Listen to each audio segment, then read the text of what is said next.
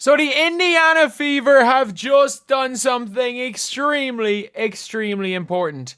They have just signed Odyssey Sims to a rest of season contract.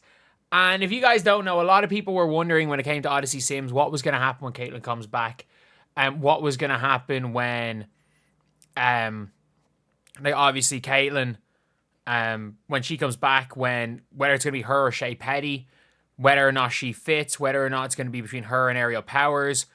I have a weird feeling Chloe Bibby might get cut, but at the end of the day, you know who's not getting cut? It's Odyssey Sims. Odyssey Sims, she's going to potentially be a starting point guard in the playoffs if Caitlin Clark's hurt. But she's going to be a playoff rotation player from being out of the league. And by the way, she got cut from a team worse than the Fever. Never forget that. The LA Sparks waived her. For whatever reason, I don't know. We all don't know. That's why to be fair, that's why a lot of people were questioning Odyssey Sims and Fever. They're like, surely there's a reason why Odyssey Sims is, a lot of teams are like kind of off on the Odyssey Sims hype train. But like for me, this is a signing that the Indiana Fever got really right. Got really, really right. Just give me 1 second here. So we can see the way people are responding. Understanding hardship rules exactly. Either Shea Petty or Aerial Powers have to go. I would assume it's Shea Petty. Like, I would assume it's going to be Shea Petty, or they can just cut Chloe Bibby and sign Shea Petty. Like, you can do that, or, yeah. Let's say, or you can cut one of the injured players, but actually you can't. They can cut Chloe Bibby. I don't think they're going to, but they can. Unlikely. Let's go. The concept of seeing an Odyssey Sims and Caitlin Clark backcourt. I mean, I don't think we're going to see Odyssey Sims and Caitlin Clark backcourt. I don't think they're going to play very many minutes together, and I also don't think that they're a good fit together. But at the same time, I don't really care if they're a good fit together. Talent wins championships. Talent wins championships. And it gives us more talent. Like, you have to be at least, like, obviously, look, camaraderie and like teamwork will win championships, but you have to at least be close in talent, and like in terms of talent, you have to at least be close. Like, you're not going to win any championships if you're not even close talent wise. And Odyssey Sims helps us get closer talent wise. She helps us get closer, and that's all I'm going to say. Is she absolutely helps us get closer, and that is, for me, it's been a big signing. Like, I understand she's had an absolutely incredible game. 2 big games in a row, by the way. Like, if you look at the Indiana Fever for Odyssey Sims, I'm just going to get her game log up right now. She has played I think she's on a 2-game streak of 20 points.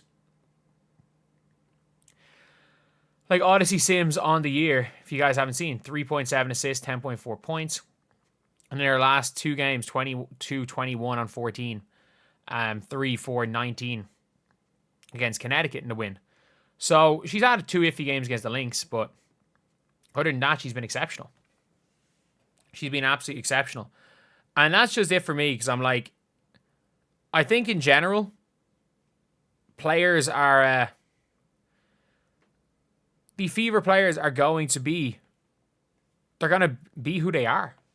They're going, like, we know that these players step up. And one thing we also have to realize is they're going to be playing, even if you're away, you're playing in big crowds, you're playing with crowd energy. And by the way, if you have an entire crowd energy against you, you can also get some, like, you can get some energy and hype from that. You can get some energy and hype from a crowd being against you as well. And just being around those crowds, like, I think that's a big reason why so many players, when they play for the Fever, just seemingly gain superpowers. And when it's Odyssey Sims, look, Odyssey Sims averaged 17 a game when she played for Dallas last year. Like, it's not a shock that Odyssey Sims is putting up these numbers. Like, she can. We saw what Odyssey Sims did against Caitlin Clark what Odyssey Sims did in the Caitlin Clark record assist game last year. Like, she absolutely destroyed the Indiana Fever. Like, it was her and Enrique, both of them. It was basically her and Enrique versus Caitlin Clark and Aaliyah Boston, and ironically, her and Enrique were the duo that won that game, despite the fact they hardly won a game all year. But yeah, it's a really good thing. I would assume Shea Petty's going to be cut. However, there is the chance that Chloe Bibby gets cut. There's every chance in the world Chloe Bibby gets cut when Caitlin comes back. Because I don't know I don't know which of the two that I would keep. Because if Caitlin's going to be healthy, Shea Petty's not going to play. I don't know how Chloe Bibby's going to play if Caitlin is healthy. I don't know how much she's going to play at all. But I think it's more... I don't know if it's like... If Caitlin's healthy, Chloe Bibby is more likely to be in as a stretch 4. Because, like, I think you can play Chloe Bibby as a stretch 4 in a lineup with Caitlin, because Caitlin is 6 foot tall, the 2 gives you some extra height. Or the 1 gives you extra height. Like, it allows you to put Chloe guarding a power forward, Lexi guarding a small forward. It's not like putting Chloe in as a stretch 4 when you've got no height anywhere else. So, yeah, it's an interesting one anyway with her, but I would say they're more likely going to cut Shea Petty. You can't cut Aerial Powers. Like, you have to keep Aerial Powers. It is what it is. You have to keep Aerial Powers. It's a no-brainer. Like, not a no-brainer. It's a no question about it. Like, Aerial Powers, the team needs a wing more than they need anything else. So Aerial Powers is like a given. She's a given. Like, they're not going... Like, there's a 0% chance that Aerial Powers is getting cut. But at the end of the day, they've... the Fever are now in a situation where they can go and potentially, like, put out a playoff team on paper. Like, I think Aerial Powers is a good get. Like, Aerial Powers increases the talent level. It would be nice if Sophie Cunningham was there. But Aerial Powers and Odyssey Sims are 2 players that are playoff talent caliber players. Like, they're players that if they were on other teams could be getting burned on playoff teams. And bringing the 2 of them in on hardship players is great. I think Ari McDonald was another one. I don't think Shea Petty or Kyra Lambert were. And I don't know if Chloe Bibby is a playoff rotation caliber player.